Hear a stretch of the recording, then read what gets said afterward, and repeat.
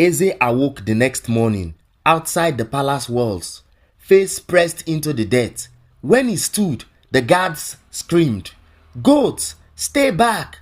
Confused, he ran to the river to see his reflection, and what he saw nearly shattered him. In the ancient kingdom of Agubia, nestled between the lush Iroko forest and the whispering hills of Oji, there was a prince born under a rare blood moon. His name was Ezeayim, but everyone called him Eze.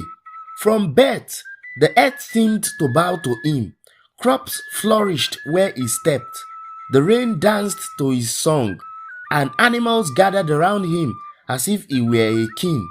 His mother, Queen Ijele, would often say, "This child carries the soul of a god," and maybe she was right. Eze grew to be tall and striking, with skin like polished mahogany and eyes the color of burning coal. But beneath his beauty lay a pride that glowed hotter than any sun. From a young age, he believed he was untouchable, above mortals, above consequence. When Eze turned 18, the kingdom held a festival in his honor. Drums boomed, dancers twirled, the air was thick with the scent of jollof rice, palm wine, and roasted goat meat. But Eze was restless. That night, while the kingdom sang his name, he wandered into the forbidden Huamiri forest, a sacred place no one dared to enter without offerings. He carried no gifts, just arrogance. He walked deep into the forest until the moon disappeared and the trees swallowed the stars. Then at a clearing, he saw her, the forest spirit, a woman of mist and bark, with leaves for hair and a voice like rustling silk. "Prince Agubia," she whispered, "why have you come uninvited?" Eze smiled. "I came to see what lies beyond my father's walls.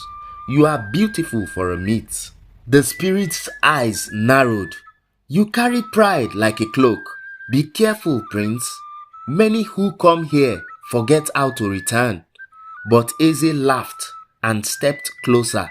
"I fear nothing, not gods, not spirits, not even you."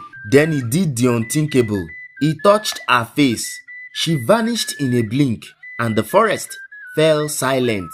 Then a low growl rumbled through the earth, and the trees whispered a single word: "Costs." Eze awoke the next morning outside the palace walls, face pressed into the dirt. When he stood, the guards screamed, "Goats, stay back!" Confused, he ran to the river to see his reflection, and what he saw nearly shattered him.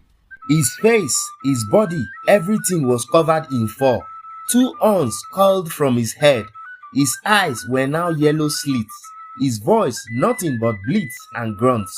He had become a goat, not a regular one, but a large black one with burning eyes and golden hooves.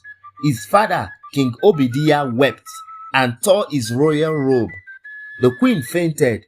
The palace priests tried every incantation, every ritual, but the curse remained.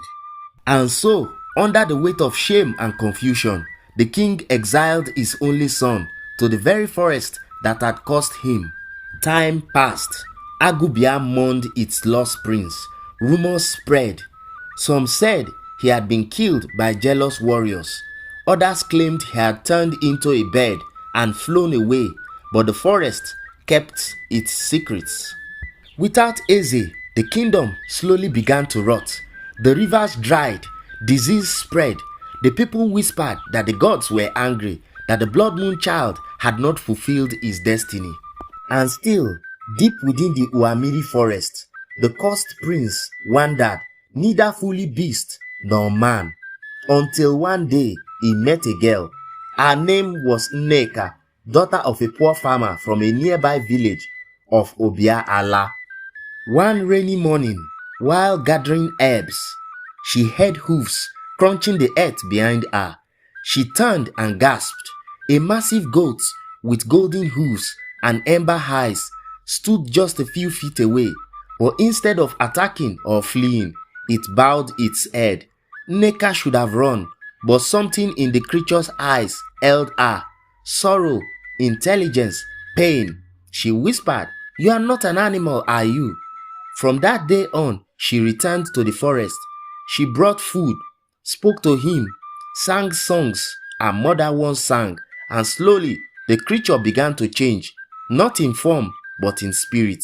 One day, as she hummed a lullaby by the stream, the goat lowered his head on her lap and let out a soft sound, not a bleat, a word.